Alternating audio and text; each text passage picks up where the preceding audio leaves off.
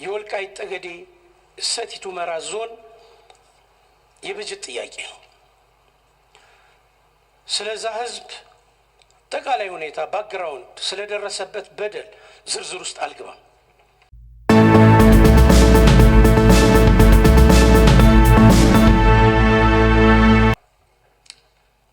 አማራ ክልል ከአንዳንድ ክልሎች ህዝብ በላይ የሆነ ተፈናቃይ ቁጥር ከሌላ ክልሎች በጀት የሚመደብለት ተፈናቃይ እያስተናገደ ይገኛል። በተመሳሳይ በትህነግ ወረራ ውስጥ የነበሩ ነፃነታቸውን ያገኙ ህዝቦችንም የወልቃይት ጠገዴ ሰቲት ሁመራና ራያ ህዝብንም የበጀትና የልማት ፍላጎት ይህ ክልል ተሸክሞ ነው ያለው። በጀት ድጎማ ላይ ለክልሎች የሚሰጠው በጀት ድጎማ ላይ ይሄ እንዴት ታይቷል? ክቡር ሚኒስተር ማብራሪያ ቢሰጠኝ።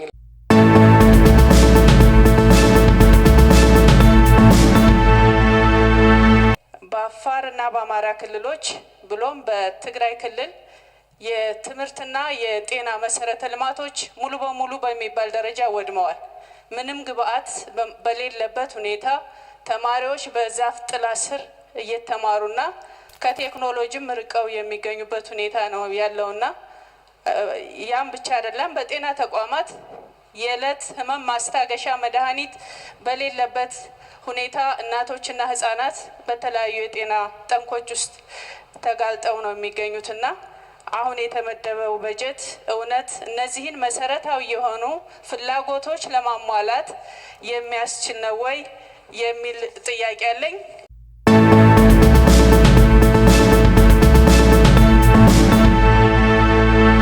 እንደ ደቡብ ክልል ምንድነው ችግሩ? ይሄ ሁሉ የበጀት ደፍሲት እንዲከሰት መንስኤው ምንድነው? በዘላቂነት ለመፍታትስ ምንድነው የታሰበው?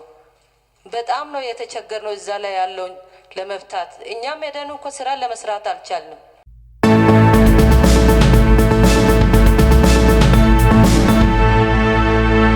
የውጭ ብድርና እርዳታ አሁንም በታሰበው መሰረት እንዳልተሳካ ተገልጿል። ይሄ ግልጽ ነው። አገር ብቻ ሳይሆን ዓለም ያወቀው ፀሐይ የሞቀው ነው። በሰሜኑ ጦርነት ምዕራባውያን በእኛ ላይ የነበራቸው ተጽዕኖ ስለሚታወቅ ማለት ነው። አሁን መንግስታችን ኮሚትድ ሆኖ ከማንም በላይ ሰላም ለልማታችን ይጠቅማል፣ ቢያንስ መንግስታችን ከፍተኛውን የዲፕሎማሲ ስራ መስራት አለበት የሚል አስተያየት አለኝ። በተለይም በውጭ ያሉ ኤምባሲዎችና ቆንሲሎች የፖለቲካና የኢኮኖሚ ዲፕሎማሲን በሁለትዮሽ ግንኙነት አጠናክረው መቀጠል አለባቸው። እንዳውም እንደኔ ወደፊት እያንዳንዱ ኤምባሲ አምባሳደር መጠየቅ ያለበት መገምገም ያለበት ምንድነው ለኢትዮጵያ ያመጣው ፎሪን ዳይሬክት ኢንቨስትመንት ምንድነው ያመጣው የቱሪዝም ተዋጽኦ ከሀገሮች ጋር ባለን ሰላማዊ ግንኙነት ለኢትዮጵያ እድገት ወሳኝ የሆኑ ተግባራትን በመፈጸም ምንድነው የሰራችሁት ተብሎ ተጠያቂነትም ኃላፊነትም መኖር አለበት የሚል እምነት አለኝ። ይሄንን አጠንክረን መግፋት አለብን ብዬ ወደ ጥያቄ ሲሄድ ባለፈው ዓመትም የተከበሩ አፈ ጉባኤ እዚህ አዳራሽ እንደሚያውቁት በተከበሩ የምክር ቤት አባል ተጠይቆ ፌዴሬሽን ምክር ቤት የሚያስተካክለው ጉዳይ ስላለ ተብሎ መልስ እንድትሰጥ አውቃለሁ፣ አስታውሳለሁ። ነገር ግን ያየነው ነገር የለም። ይሄም የወልቃይት ጠገዴ ሰቲት ሁመራ ዞን የበጀት ጥያቄ ነው። ስለዛ ህዝብ አጠቃላይ ሁኔታ ባክግራውንድ ስለደረሰበት በደል ዝርዝር ውስጥ አልገባም። ነገር ግን ይህ ህዝብ እንደ ሌሎቹ የኢትዮጵያ ህዝቦች የመልማት የማደግ ፍላጎት አለው። በኢትዮጵያዊነቱ የሚፈለግበትን አስተዋጽኦ እያደረገ ያለ ህዝብ ነው። በረቂቅ በጀቱ እንዳየሁት አሁንም የወልቃይት ጠገዴ ሰቲት ሁመራ ዞን በጀት አልተመደበም። ህዝቡም እየጠየቀ ነው፣ አመራሩም እየጠየቀ ነው። በጀቱ ወይ በትግራይ ክልል ተመድቦ ነው ወይ በአማራ ክልል ተመድቦ ነው ወይስ ለራሱ በዞኑ ስም በልዩ ዞን ስም ለመመደብ የታሰበ ነገር አለው ወይ? ይህ ህዝብ የተበደለ በመሆኑ ምን ታስቧል ነው? ምን ታስቧል? ይህን ክቡር ሚኒስትር ማብራሪያ እንዲሰጡ ይፈልጋለሁ። በጣም አመሰግናለሁ። ኤክስፔንዲቸራችን እኔ ለረዥም ጊዜ ማለት የምፈልገው በተለይ ቢሮዎች አካባቢ ላይ ሚኒስቴር መስሪያ ቤቶች አካባቢ ላይ ባላስፈላጊ ነገር ላይ ተጠምደን ኖረናል። ከዛ መውጣት አለብን። በአንድ በኩል የቢሮ ወንበር ቢሮ ፈርኒሽ ይደረጋል፣ አዳራሽ በተለያየ ቦታ ይሰራል። የሚያሳዝነው ነገር ግን በዛ አዳራሽ ሳይሆን ስብሰባ ቢደረገው ወጣ ተብሎ ደግሞ ሌላ ሆቴል ተይዞ አዳራሽ ስብሰባ ይደረጋል። ኢትስ ፈኒ እና እኔ እንዴት ነው ከዚህ ወጠን መጀመሪያ ማስተካከል ያለብን የኤክስፔንዲቸር ትሬንዳችን መስተካከል አለበት። ከዛ በኋላ ቅድም እንዳጋጣሚ ክቡር ሚኒስትር ሪፖርት ሲያደርጉ የጂዲፒው ዲፊሲቱ 2.2 ነው ይላል። ካልኩሌት እያደረጉ ነበረ። እውነት ነው ወይ? 2.2% ከሆነ ጂዲፒያችን በጣም አድጓል ማለት ነው። ወደ እኔ እንጃ እንግዲህ ካልተሳሳቱ ወደ 11 ትሪሊየን ምናምን ምን አይነት ነገር ነው ይመጣልኝ ምናልባት ሳካፍለው።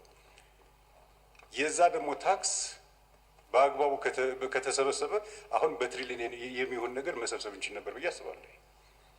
ስለዚህ ምን ያህል ነው ታክስ ኮሌክት እያደረግ ነው? እኔ እኮ እውነት ለመናገር ከሆነ በትክክል እየተሰበሰበ ያለው ይሄው ከመግንደኛ አይነቱ መንግስት ሰራተኛ ከደሞዛችን እየተቆረጠ ስለመሄድና ምናልባት ጄኒውን የሆነው ህብረተሰብ የሚከፍላለ እሱ ይገባኛል። ግን ጂዲፒው ጄኔሬት የሚያደርገውን በትክክል እየሰበሰብን ነው የሚለው ግን አሁን በደንብ ጠበቅ ብለን ካልሄድንበት አስቸጋሪ ነገር ይመስለኛል። እና ይሄንን አጣጥመን በቅርብ ጊዜ ከዚህ ችግር የምንወጣበት ሁኔታ ካልተፈጠረ በስተቀር ቅድም ሌሎች ያነሱ ነገር ስለነበረ አልደጋግመውም ብዬ ነው። ስራ ባለመቅጠር የትም ልንሄድ አንችልም። አንዱ የመንግስት ኃላፊነት ለዜጎቹ ስራ መፍጠር ነው። ያ ማለት የመንግስት ስራ ብቻ መቅጠር ማለት አይደለም። በተለያየ መንገድ ስራ መፍጠር የመንግስት ኃላፊነት ነው። አንዱ ፓርት ምናልባት መንግስት በራሱ እንትን ሊቀጥር ይችላል። ይሄንን ዘግተን ለዘለቄታ ልንቆይ አንችልም። ስለዚህ በዚህ እነዚህ ነገሮች መታሰብ ስላለበት እኔ በተለይ ከገቢ አሰባሰባችንና በተጨማሪም ደግሞ ከወጪ አጠቃቀማችን ጋራ ውጤታማ የሆነ ነገር መሄድ አለብን ብዬ አስባለሁ። አመሰግናለሁ። ለአንዱ ሚኒስቴር መስሪያ ቤት የተሰጠውን በጀት በአግባቡ ልማት ጋር የሚያገናኝ ሚኒስቴር መስሪያ ቤቶች እንደተጠበቀ ሆኖ አንዳንዱ የተሰጣቸውን በጀትን የማይጠቀሙ ልማትን የማይሰሩ ሚኒስቴር መስሪያ ቤቶች እንዳሉ ሁሉ በጀታቸውን ተጠቅመው በአግባቡ ላሰሩ ወይም ለሚያሰሩ ልማት ለሚያሰሩ ሚኒስቴር መስሪያ ቤቶች በልዩነት ያንን በጀት ከመመደብ አኳያ እንዴት እየተገመገመ ነው? ምክንያቱም የተያዘው በጀት በአግባቡ ልማት ላይ የሚውል ከሆነ ኦኬ፣ አንዳንዱ አጠቃቀሙን በተሻለ መልክ አገናኝተው የሚጠቀሙ አሉ። አንዳንዱ በጀቱ እንዳለ ተሰጥቶት አመት እስከ አመት በጀቱን የማይጠቀም እንዲሁ የሚዘዋዘር ነገር ስላለ ምናልባት ያንንም ማጣጣም የሚቻልበት ዙር የሚደረግም ቢሆን ቀጣይ እንደዚህ አይነት ሴክተሮች የህዝቡን ልማት ፍላጎት ማሟላት እንዲችሉ በሚኒስቴር በኩል ምን የተሰራ ነው የሚለውን ጥያቄ ለመጠየቅ ነው። አመሰግናለሁ። የበጀት ዴፊሲትን ለመሙላት ሌብነትን፣ የሌብነት አስተሳሰብን ከመቅረፍና ዌስትን በተለይ እኔ ያለሁበት ሴክተር ፕሮጀክቶች፣ ካፒታል በጀትን እነዚህ ነገሮች ካልተቀረፉ በጀታችን ሁሌ ኤስካሌት ያደርጋልና በዚህ ዙሪያ ቶሮሊ ቴክኖሎጂን ተጠቅመን በጀታችንን ለማሟላት ምን የተሰራ ነገር አለ? አንዳንድ መስሪያ ቤቶች ከ3 እና ከ4 ከ5 በላይ ፕሮጀክቶች ተይዞላቸዋል። ፕሮጀክት ግንባታ ወይ ደግሞ ዲዛይን ጥናት ማለት ነው። ስለዚህ እነዚህ ነገሮች በዘንድሮ ዓመት ያሉ ነባራዊ ሁኔታዎችን እናውቃለን። የህዝብ ጥያቄን ፕሮጀክት ላይ በጣም እየጠየቀ ስለሆነ እነዚህ ግንባታዎች ላይ ሞር ኮንሰንትሬሽን ማድረግ ሪሶርሱ አዲስ አበባ ከተማና ክልል ከተሞች ላይ ግንባታ የሚውሉ ላይ ብቻ ፎከስ ያደርጋል ማለት ነው። ስለዚህ እነዚህ ነገሮች ወደ ህዝቡ እየተጠጋ እንዲሄድ ለማድረግ ከዛ ቢቀነስ አይሻልም ወይ? ይህንን ቋሚ ኮሚቴ አይቶ ቢያስተካክል የተሻለ ነው የሚል ነገር አለኝ። ሶስተኛ ላይ ለክልሎች የተደረጉ ድጎማዎች ላይ ነው ማንሳት የምፈልገው። አልጨመረም፣ ብዙም አልጨመረም።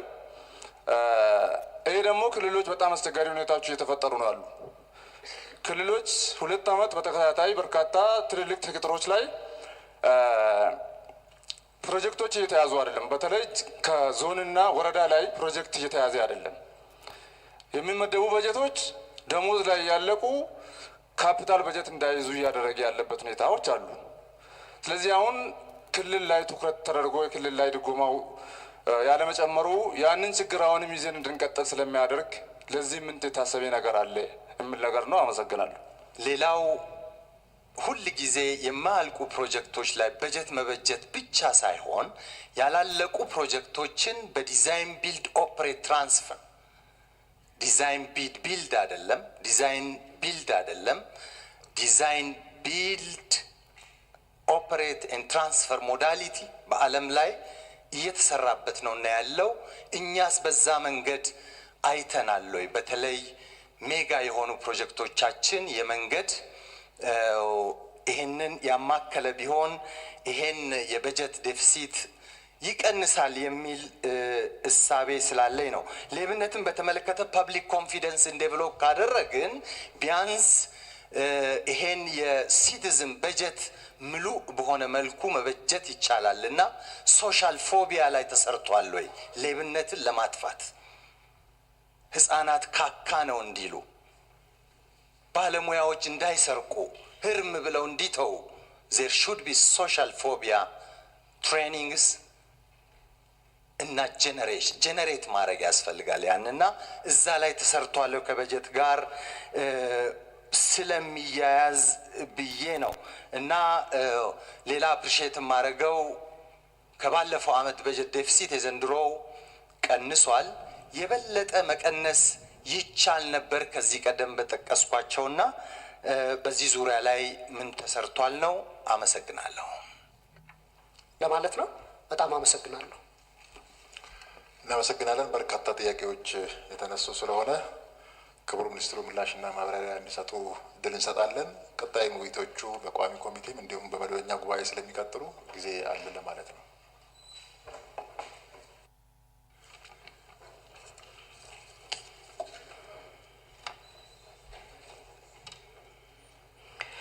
አመሰግናለሁ። ክቡር አፈ ጉባኤ፣ የተከበራችሁ የምክር ቤት አባላት፣ የተነሱ ጥያቄዎች ዝርዝር ናቸው። በእያንዳንዱ በተነሱበት ቅደም ተከተል መሰረት እሄድባቸዋለሁ። በአጠቃላይ ባለፉት አመታት በሀገር ደረጃ ኮምፕሬሄንሲቭ የሆነ ሪፎርም ተግባራዊ መደረግ በመቻሉና የተለያዩ ዓለም አቀፍና ሀገር ውስጥ ጫናውን ተቋቁመን ሬዚሊየንት ኢኮኖሚ መገንባት በመቻላችን ነው የተሻለ ጠንካራ እድገት ማረጋገጥ የተቻለው። በተለይ በዓለም አቀፍ ደረጃ የተፈጠረው የዩክሬን ጦርነትም የዓለም አቀፍ መሰረታዊ ሸቀጦች ዋጋን በከፍተኛ ደረጃ በማሳደጉ በጣም ከፍተኛ የውጭ ምንዛሬ ጫና ማምጣት ችሏል። ሌላ የምታውቁት ከልማት አጋሮች ጋር የነበረን ግንኙነት በተፈጠረው ሁኔታ በከፍተኛ ደረጃ ከልማት አጋሮች ጋር የምናገኝ የነበረው የውጭ ፍሰት መቀነሱ ይታወቃል። እነዚህ ጫናዎች አቅማችንን በከፍተኛ ደረጃ የተፈታተኑ የነበሩ መሆኑ ይታወቃል። እነዚህ ሁላ ጫናዎችን ተቋቁመን ነው ጠንካራ ኢኮኖሚክ እድገት ማረጋገጥ የቻልነው። የፐብሊክ ፋይናንስ ስርዓቱም ባይን ላርጅ ጠንክሮ እንዲቀጥል ማድረግ የተቻለው፣ እንዲሁም አጠቃላይ የባንኪንግ ስርዓታችን የሚሰበስቡት የቁጠባ መጠንና በኢኮኖሚ ውስጥ መልሶ ያስገቡት የብድር መጠን በተለይ ለግሉ ሴክተር ያበድሩት የብድር መጠን በጣም በከፍተኛ ደረጃ እያደገ ያለበት ሁኔታ ማለት ነው። ሌላው የመንግስት የልማት ድርጅቶች ሪፎርም እና ማሻሻያ በማድረግ በከፍተኛ ደረጃ ትርፋማ እንዲሆኑ ማድረግ በመቻሉ ተጨማሪ አቅም የፈጠረበት ሁኔታ ነው ያለው። ሌላኛው የእድገት ምንጫችንን በማስፋት የፕራይቬት ሴክተር ኢንቨስትመንትን በከፍተኛ ደረጃ በማስፋፋት የእድገት አቅምን የማሳደግ ስራና በኢኮኖሚ ውስጥ ያለውን የኢኮኖሚ እንቅስቃሴ ለማሳደግ ተችሏል። እንግዲህ የተፈጠሩት ጫናዎች በተለይ አገራዊ የነበረው የሰሜኑ ጦርነት በገቢ ላይ ጫና አምጥቷል። ከፍተኛ ወጪ አስከትሏል። ከውጭ የምናገኘው የነበረው የውጭ ምንዛሪ ላይ በተለይ ከልማት አጋሮች ላይ ጫና ፈጥሯል። ይህንን ሁኔታ ተቋቁመን ነው በየአመቱ በጀት እያዘጋጀን ለፓርላማው እያቀረብን ዋና ዋና ፕሮጀክቶች ተግባራዊነታቸው ተጠናክሮ የቀጠሉ በተለይ መንገድ ላይ፣ ዩኒቨርሲቲዎች ላይ፣ የመስኖ ስራዎች ላይ ጤናን ጨምሮ አሁንም መንግስት ሰፊ ኢንቨስትመንት እያካሄደ ያለበት ሁኔታ ነው ያለው። ይሄ ሁላ መደረግ በመቻሉ ነው ጠንካራ እድገት ማስመዝገብ የተቻለው። ሆኖም ግን የነበረው ጦርነት የፈጠረው የፊስካል ጫና እጅግ በጣም ከፍተኛ መሆኑን የተከበረው ምክር ቤት መረዳት ይኖርበታል። ይህን ከፍተኛ ጫና እያስተናገደ ያለ በጀት እያስተናገደ ያለ ፊስካል ሁኔታ ያለ በመሆኑ ጥያቄዎቻችንን ለመመለስ የሚያስችለን አቅም ከግንዛቤ ባስገባ መልኩ ምላሽ እሰጥበታለሁ። አዳዲስ ፕሮጀክቶች ለምን አይኖርም በተመለከተ የሪሶርስ ኢንቨሎፑ ነው ለዚህ ትልቁ ወሳኙ። የምናመነጨው የገቢ መጠን ቱ ዘ ማክሲመም ለጥጠን ነው የሚቀጥሉ ዓመት ላይ ያዝ ነው። የገቢ መስሪያ ቤት የሚቀጥሉ ዓመት ላይ ዘንድሮ ይሰበሰባል ብለን ካቀድ ነው ከ90 ቢሊየን በላይ ተጨማሪ መሰብሰብ ይጠበቅበታል። እጅግ በጣም ከፍተኛ ነው። ታክስ ቱ ጂዲፒ ሬሾ እየቀነሰ ያለበት ሁኔታ ነው። ስለዚህ አሁንም በገቢ ማንሰበስበው በገቢ መሰብሰብ ላይ ኮንትሪቢዩት ማድረግ ብዙ የኢኮኖሚ እንቅስቃሴ በኢትዮጵያ ውስጥ ያለ መሆኑ የሚያሳይ ነው። ስለዚህ ገቢ ላይ ትልቅ ለውጥ ማምጣት ይኖርበናል ማለት ነው። ሌላኛው ከልማት አጋሮች ጋር በሚቀጥለው ዓመት የያዝነው እቅድ በከፍተኛ ጥንቃቄ የተያዘ እቅድ ነው። የተገባውን ቃል በሙሉ ወደ በጀት ቀይረን አላቀረብነውም። ለምሳሌ ከወርልድ ባንክ ጋር ከአይኤምኤፍ ጋር የተለያዩ ውይይቶች የተካሄዱ ይገኛሉ። ከሌሎች የልማት አጋሮች ጋር የተለያዩ ውይይት ይገኛሉ። የበጀት ሰፖርት እንደሚኖር ይገመታል። ሆኖም ግን በበጀት መያዝ ያለብን እርግጠኛ የሆነውን ብቻ ነው። ለዛ ነው ኮንዘርቬቲቭ በሆነ መልኩ በጀቱ ተዘጋጅቶ የቀረበው እንጂ ኤንቨሎፑን ከዚህ በላይ ማስፋት ይቻል ነበር። ግን ማስፋት እርግጠኝነትን ስለሚጠይቅ አገራዊ አቅማችን ላይ ተንተርሰን ስለሆነ ወጫችንን ማቀድ ያለብን ከዚህ አንጻር ኮንዘርቫቲቭ በሆነ መልኩ ነው የተያዘው ማለት ነው። ስለዚህ ሌላው ደግሞ የዋጋ መረጋጋት እንደ ትልቅ ግብ የወሰደ እቅድ ነው። የሚቀጥለው ዓመት ባለፉት ጥቂት ዓመታት ከአገር ውስጥ የተበደርነው የብድር መጠን የብሔራዊ ባንክ ብድርን ጨምሮ በትሬጀሪ ቢል እና በትሬጀሪ ቦንድ የተበደርናቸው ብድሮች እጅግ በጣም ከፍተኛም ስለሆኑ የተከማቹ ስለሆነ የሚቀጥለው ዓመት ላይ መክፈያቸው ስለሚደርስ በጀቱን አይታችሁት እንደሆነ የዕዳ ክፍያ በጀት እጅግ በጣም ከፍተኛ ነው። መልሰን መክፈል ስላለብን ማለት ነው። ኮንሶሊዴሽኑ አንዱ አካል ነው። ኢንፍሌሽንን ለመቆጣጠር ተብሎ በጀት ዴፊሲቱም እንዳይሰፋ የዴፊሲቱም አይነት የኢንፍሌሽን ማያስከትል በሆነ መልኩ ከፍተኛ ጥንቃቄ እንዲደረግበት። ስለዚህ የልማት ፕሮጀክቶቻችንም ቢሆኑ በእቅድ የተያዙ ፕሮጀክቶች ላይ ትኩረት አድርገን መሰረታዊ በሆነ መልኩ እድገቱን ለማስቀጠል ታሳቢ ተደርጎ የተያዘ ነው ማለት ነው። ስለዚህ የዋጋ መረጋጋት ስታቢሊቲ የኮንሶሊዴሽን ዓላማ ያለው መሰረታዊ የጸደቁ ፕሮጀክቶችን ወደ ተግባር እና ወደ ኢምፕሊሜንቴሽን ለመግባት በእቅድ የያዘና አጠቃላይ የገቢ አቅማችንን ለመጨመር ከፍተኛ እቅድ የያዘ በጀት መሆኑን የተከበረው ምክር ቤት መገንዘብ ይኖርበታል።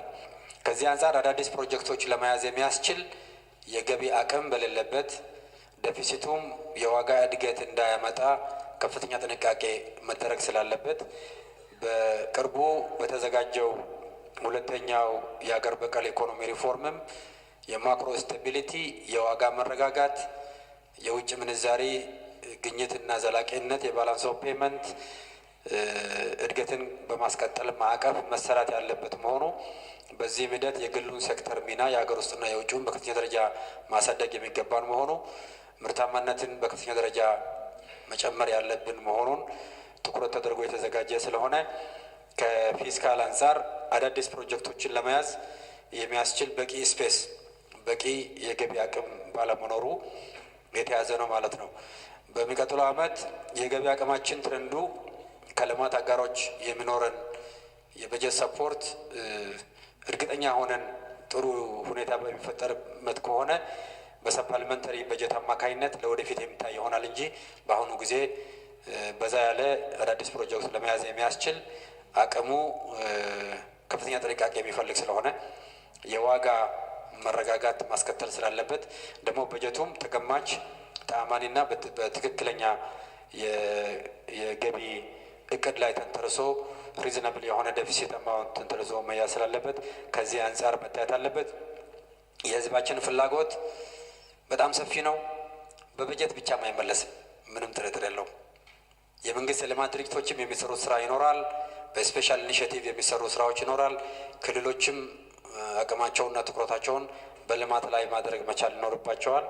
የግሉን ሴክተር ኢንቨስትመንት በኢኮኖሚ ውስጥ የማሳደግ ጉዳይ፣ የውጭ ኢንቨስትመንትን በሚገባ የመሳብና ስኬታማ እንዲሆን የማድረግ ጉዳይ ሁሉም ኃላፊነት ወስዶ መስራት ይኖርበታል። እነዚህ በሙሉ አንድ ላይ ተደምሮ የህዝቡም አቅም ተደምሮበት ነው የልማት ስራውን በከፍተኛ ደረጃ ማረጋገጥ የምንችለውና አዳዲስ ፕሮጀክቶችን ለመያዝ የሚያስችል የገቢ አቅም ስለሌለ ነባሮችን ብቻ እንኳን ለመጨረስ በጣም ከፍተኛ በጀት ይፈልጋል። የተጀመሩ የመንገድ ፕሮጀክቶችን ብቻ ለመጨረስ 1 ትሪሊዮን ይፈልጋል በግምት በቀጣይ ዓመታት ማለት ነው። ዩኒቨርሲቲዎች የጀመሩትን ፕሮጀክት ብቻ ለመጨረስ በጣም ብዙ ቢሊዮኖች ይፈልጋል። የተጀመሩ የመስኖ ፕሮጀክቶችን ለመጨረስ ወይም በቅድ የተያዙ ፕሮጀክቶችን ለመጨረስ በጣም ብዙ በጀት ነው የሚያስፈልገን። ስለዚህ ከዚህ አንጻር ነባር ፕሮጀክቶች በህግም የጸደቁ ፓርላማ ያጸደቃቸው ስለሆነ እነሱ ላይ ትኩረት አድርገን መሄድ አለብን ከሚል አቅጣጫ አንጻር ታይቶ ነው ማለት ነው። አዳዲስ ሰራተኛ ለምን አይቀጠርም? የተማሩ ምሁራን ጉዳይ ተነስተዋል። የኢትዮጵያ ሲቪል ሰርቫንት ቁጥር እጅግ በጣም ከፍተኛ ነው። በተለይ በመላ አገሪቷ ክልልን ጨምሮ ከ2 ሚሊዮን በላይ ነው ያለን የሰው ኃይል ቁጥር በፐብሊክ ሰርቪሱ ማለት ነው። እጅግ በጣም ከፍተኛ ነው። ውጤታማነትና የቁጥር ጉዳይ አብሮ በደንብ በንጽር መታየት አለበት። በቅርቡ የተዘጋጀ የሲቪል ሰርቪስ ሪፎርም ፕሮግራም አለ። ይሄ ሪፎርም እንደየክልል እንደየተለያየ ተቋም ተመንዝሮ ተግባራዊ የሚደረግ ይሆናል። እንኳን አዳዲስ ሰራተኛ ለመቅጠር ያሉትን ሰራተኛም ጭምር አንዳንድ መዋቅር ማስተካከያ አድርገናል። የተከበሩ ምክር ቤት የምታውቁት ነው። እዚሁ ጸድቆ መዋቅር አሻሽለን የተለያዩ ተቋማት ያላቸው ዲፓርትመንትም በጣም ቀንሷል። የኔ መስሪያ ቤትም ጨምሮ ማለት ነው። ወደ 40 አካባቢ የነበረው የዲፓርትመንት ወደ 15-16 አካባቢ ተደርገዋል ማለት ነው። ውጤታማነትን ቁጥርን በመቀነስ ማምጣት ይቻላል። የሰራተኛውን ብቃት፣ አደረጃጀት፣ አሰራር የኤፊሸንሲውን በጣም የማሳደግ ጉዳይ መሰራት ይኖርበታል። ስራ እድል መፈጠር አለበት፣ ያስማማናል። ስራ እድል ግን መንግስት የስራ እድል መፍጠሪያ ማሽነሪ አይደለም። በዋነኛነት መፍጠር አለበት በተቻለ መጠን፣ ግን በዋነኛነት የፕራይቬት ሴክተር ኢንቨስትመንትን በከፍተኛ ደረጃ ማሳደግ ይኖርብናል። መንግስት መሰረተ ልማት ላይ ኢንቨስት ያደርጋል፣ ጸጥታና ሰላም ላይ ኢንቨስት ያደርጋል፣ የሰው ኃይል ልማት ላይ ኢንቨስት ያደርጋል፣ ስርዓት እና ኢንስቲትዩሽኖች እንደገነቡ ያደርጋል። እያንዳንዱ ኢትዮጵያዊ አቅሙን ተጠቅሞ የተለያዩ የልማት ስራዎች ላይ እንዲሰማራ ይጠበቃል። የውጭ ኢንቨስትመንትን መሳብ ይጠበቅብናል። ስለዚህ የእድገት ምንጫችንን በማስፋት የግሉን ሴክተር አገራዊ የግል ሴክተርም የውጭ ጭምር ኢንቨስትመንትን በከፍተኛ ደረጃ በኢኮኖሚ ውስጥ በመሳብ ለዚህ የሚያስችል ሰላም፣ ለዚህ የሚያስችል የንብረት ዋስትና ማረጋገጥ፣ ለዚህ የሚያስችል የህግ ጥበቃ፣ ለዚህ የሚያስችል አስተማማኝ መሰረተ ልማትና የሰው ኃይል ግንባታ እና ገቨርናንሱንም አሻሽሎ መስራት ያስፈልጋል እና ዋናው ቀጣሪ መሆን ያለበት ፕራይቬት ሴክተሩ ነው። ስለዚህ የፕራይቬት ሴክተር ዴቨሎፕመንትን በከፍተኛ ደረጃ ማሳደግ የሁለተኛው ሀገር በቀል ኢኮኖሚክ ሪፎርም ዋነኛ ማጠንጠኛ ስለሆነ በዛ አይን ቢታይ ጥሩ ነው። ስለዚህ መንግስት የፌዴራል መንግስት ከ200 ሺህ በላይ ነው ያለው የሰው ኃይል ቁጥር። ክልሎች ናቸው ከ2 ቢሊዮን በላይ ያላቸው እና ክልሎችም እንደምታውቁት መዋቅራቸው በጣም ሰፍቷል። በየጊዜው አዳዲስ ዞን ይመሰረታል፣ አዳዲስ ወረዳ ይመሰረታል። በወረዳ ያለው የሹመኛ ቁጥር በጣም ብዙ ነው። የሲቪል ሰርቫንት ቁጥር ከምርጫ ጋር ተገናኝተው በጣም ጨምረዋል። እነዚህ ነገሮች በሙሉ መስተካከል አለባቸው። ስለዚህ ይህንን የማስተካከል ስራ መጀመሪያ መሰራት ይኖርበታል። በግሉ ሴክተር የሚፈጠረውን የስራ እድል ለመፍጠር የሚያስችል ራሱን የቻለ ሚኒስቴር መስሪያ ቤት ተደራጅተዋል። በዚህ መንግስት የስራና ክህሎት ሚኒስቴር ስራን እንዲፈጠር ሰራተኛና የሰራተኛው ክህሎት እንዲገነባ ሌበር ኤክስፖርት ከማድረግ ጀምሮ የዶሜስቲክ ሌበር ማርኬቱ ሬጉሌት የማድረግ ዴቨሎፕ የማድረግ ትልቅ ኃላፊነት አለበት። የስኪል ዴቨሎፕመንት ኃላፊነት አለበት። ስለዚህ መንግስት በጣም ከፍተኛ ትኩረት ሰጥቶ እየሰራበት ያለበት ጉዳይ ስለሆነ በዚህ ደረጃ ብታይ ነው። የደቡብ አዲሱ ክልል የበጀት ድጎማ ይህንን ታሳቢ ያደረገ ነው? ያው ያደረገ ነው። አዲስ ቀመር የለም። የነበረው ቀመር ታሳቢ አድርጎ ነው የተሰራው። ቀመር የመስራት ኃላፊነት የፌዴሬሽን ምክር ቤት ነው። የፌዴሬሽን ምክር ቤት ለወደፊት ህዝብ ቆጠራ ተደርጎ ጥናት እንደገና ተደርጎ ሪቫይዝ በሚደረግበት ጊዜ በዛ መልኩ ምንሰራበት ይሆናል። ግን አሁን ያው በነበረው ቀመር ማዕቀፍ ነው የሚካሄደው ማለት ነው። ደቡብ ክልል አንድ ላይ በነበረ ጊዜ የተዘጋጀ ቀመር አለ። በዛ ቀመር መሰረት የጋራ ክፍፍል ያደርጉበታል። ይሄንን ከፌዴሬሽን ምክር ቤት ጋር ተነጋግረን ከደቡብ ክልል ከሚመሰረቱትም ከተመሰረቱትም ጭምር ስንድበት ልክ ሲዳማም እንደዛ ነው የተደረገው። የደቡብ ምዕራብ እንደዛ ነው የተደረገው። አሁንም ከሐምሌ ጀምሮ አዲሱ አደረጃጀት ተግባራዊ በሚሆንበት ጊዜ ያንን ታሳቢ ያደረገ ይሆናል። ለብቻ ቀመር በአዲሱ ክልል አደረጃጀት ተዘጋጅቶ በሚመጣበት ጊዜ በፌዴሬሽን ምክር ቤት የገንዘብ ሚኒስቴር ያንኑ ተቀብሎ ይሰራል ማለት ነው። ያለን የህግ ማዕቀፍ ይሄ ብቻ ስለሆነ በዚሁ አንደርስታንድ ቢደረግ ጥሩ ነው። የተለየ ነገር ገንዘብ ሚኒስቴር ማድረግ አይችልም። ገንዘብ ሚኒስቴር በጀት ያስተዳድራል እንጂ በጀት አዘጋጅቶ ያቀርባል።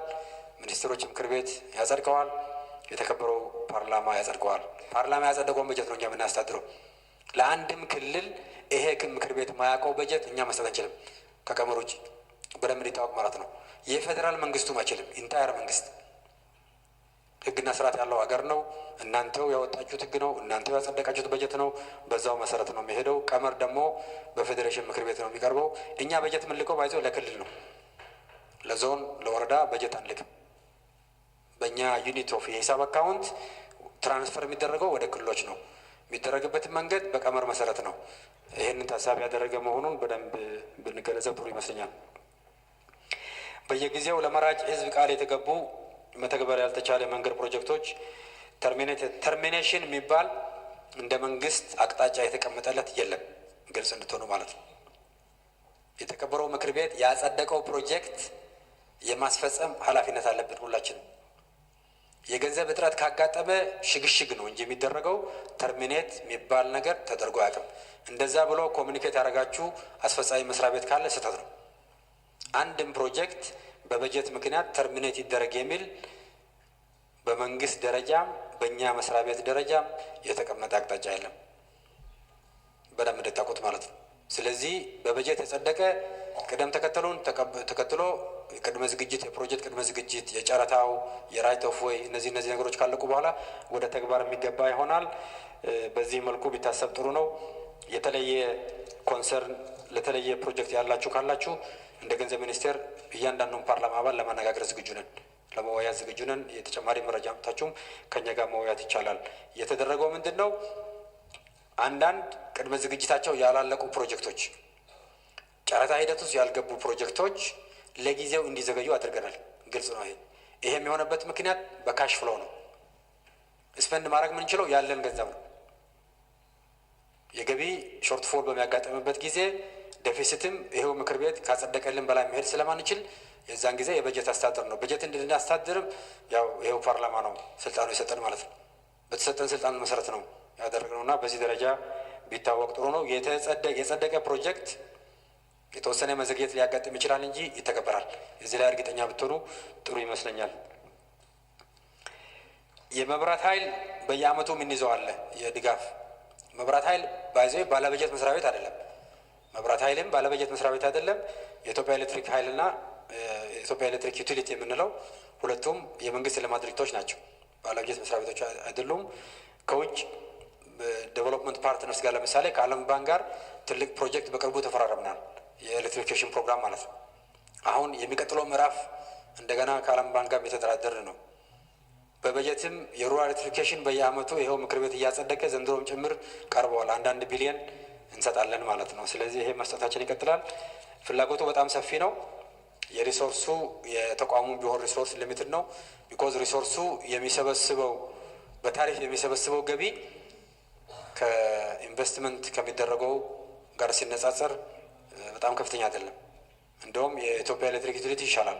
ኢትዮጵያ ኤሌክትሪክ ኢነርጂ እንደ መንግስት በጣም ከፍተኛ ኢንቨስትመንት ነው የምናደርገው ኢነርጂ ላይ። ያን ኢንቨስትመንት ለመሸፈን የሚያስችል ታሪፍ ግን ህዝቡ ላይ አንጭንም። ጥንቃቄ ይደረጋል። የኑሮ ውድነትም እንዳይመጣ የታሪፍ ሪቪዥን የቅርብ ዓመታት በፊት በትንሽ ነው የተደረገው። በቀጣይ ታሪፍ ሪቪዥን ያስፈልጋል ወይ? ያስፈልጋል። ግን ያው ህዝቡ ላይ ጫና በማይፈጥር መልኩ በኢነርጂ ሪፎርም ፕሮግራማችን ማዕቀፍ የሚታይ ይሆናል። ስለዚህ በዚህ መልኩ ታሳቢ ቢደረግ ጥሩ ነው። በጀት የማይጠቀሙ መስሪያ ቤቶች ካሉ ያው ወደ በየጊዜው እንከታተላለን። አብዛኞቹ ይጠቀማሉ። የተወሰነ ሾርት ፎል ሲኖር ባለፈው ዓመት እንደውም በልዩ ሁኔታ እንኳን ለማይጠቀሙበት ብቻ ሳይሆን አንዳንድ ለሚቀጥለው ዓመት መተላለፍ ያለበት ስራ ጭምር እንዲያስተላልፉ አድርገን በጀት እንዲቆጥቡ አድርገን ያንን በጀት ቆርጠን ወደ መጠባበቂያ በጀት አስገብተነዋል። በነበረው አገራዊ ጸጥታ ሁኔታም ለመከላከያ ሚኒስቴርም ተጨማሪ በጀት የሚያስፈልግ ስለነበረ አጠቃላይ የበጀት ቁጠባም በጠቅላይ ሚኒስትሩም ከፍተኛ ትኩረት ተደርጎ ሲሰራ የነበረ ከመሆኑ ግዢም ጭምር እንዳይገዙ በሰርኩላር የተወሰነ ጊዜ አግደን የነበረበት ሁኔታ ነው የነበረው፣ ቁጠባ ለማድረግ ማለት ነው። ስለዚህ ያለንበት ጊዜ ወገባችንን ጠበቅ ማድረግ ያለብን ጊዜ ነው። ዋና መፍትሄው ደግሞ መጀመሪያ ሰላማችንን የተሟላ ማድረግና ማዝለቅ ነው። የውጭ ኢንቨስትመንትን የሀገር ውስጥ ኢንቨስትመንትን በከፍተኛ ደረጃ ወደ ሀገር ውስጥ ማስገባት ነው። ለዚህ የሚያስችል ምቹ የህግ ማዕቀፍ፣ የንብረት ዋስትና ማዕቀፍ በሚገባ መዘርጋት ይኖርብናል ማለት ነው። ስለዚህ በጀቱም ኢንፍሌሽንን ለመቆጣጠር ተብሎ ኮንሶሊዴሽን ውስጥ ነው የምንገባው። የሞኔተሪ ፖሊሲውም ኮንትራክሽነሪ ነው የሚሆነው። የመኒ ሳፕላይ በጣም ጥንቃቄ ይደረግበታል ኢንፍሌሽን ለመቆጣጠር ማለት ነው።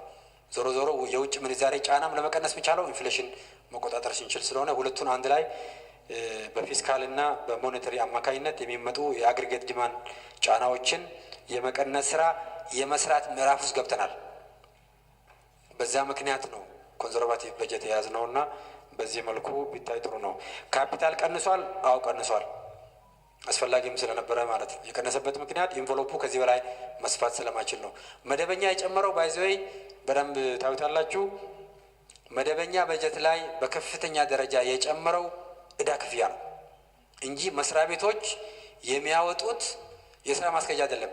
ቀንሰናል። እሱ መቀነስ ብቻ አይደለም፣ ከኢንፍሌሽኑ ጋር ኢን ሪል ተርምስ የተነጻጸረ እንደሆነ ቀንሷል።